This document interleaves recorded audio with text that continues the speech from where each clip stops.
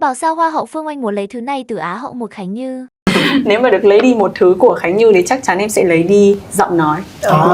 Tại vì em rất là khâm phục Khánh Như ở chỗ là cách mà em ý truyền tải, cách mà Khánh Như truyền tải cũng như là sử dụng giọng nói trong lĩnh vực MC này, hát này, và kể cả cách em ý sử dụng tiếng Anh, cái accent của em ý rất là hay. So ladies and gentlemen, I do believe that the wet rice agriculture is our pride, our Vietnam's pride.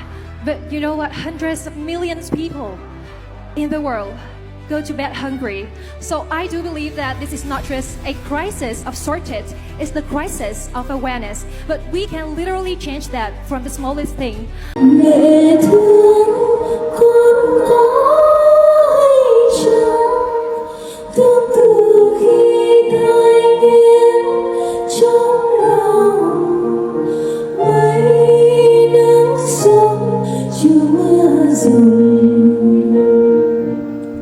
chính thắng số chính